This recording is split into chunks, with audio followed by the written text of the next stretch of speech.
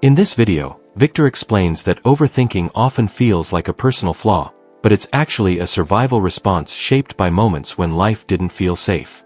This video explores how trauma teaches your mind to stay alert, anticipate danger, and rehearse every scenario, even when you want peace.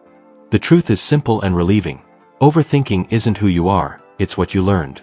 When you grew up or lived through experiences that felt unpredictable, confusing, or unsafe, your nervous system adapted. It tried to keep you safe by analyzing everything. That habit made sense then, but it follows you long after the threat is gone. Trauma creates a hyper-alert mind. When you didn't know how someone would react, or when stability disappeared without warning, your brain began scanning for patterns. It watched tones, expressions, and tiny shifts in behavior, hoping to predict what might hurt.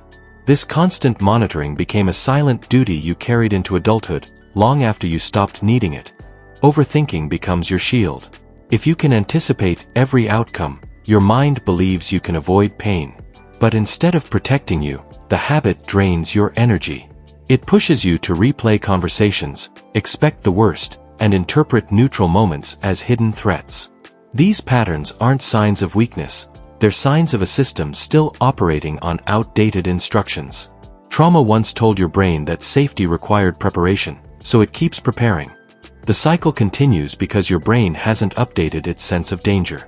Even in calm moments, an old alarm inside you whispers, "Be ready." That whisper turns into spirals of questions. What if they're upset? What if I fail? What if I lose someone? These thoughts feel urgent, but they're echoes from a past environment, not reflections of your present reality. Breaking the cycle begins with creating internal safety. Grounding practices, steady breathing, and gentle reminders help teach your body that the moment you're in is no longer threatening. Then you interrupt the prediction loop by asking yourself, is this fear based on memory or fact?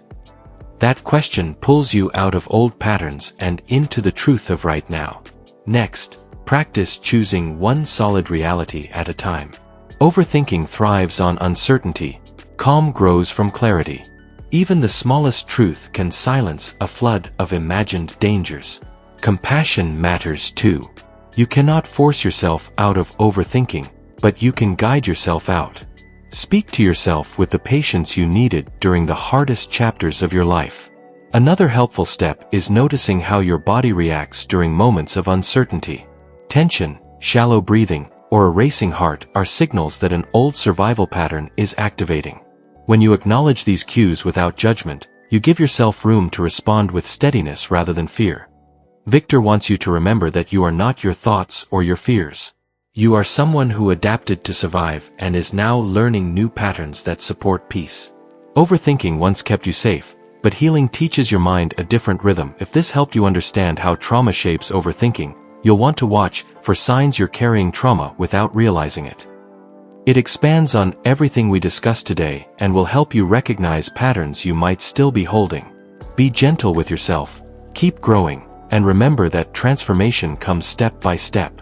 Your healing journey truly matters, even on difficult days. Keep exploring resources that support your healing, and trust that every small step builds a steadier, more grounded version of yourself.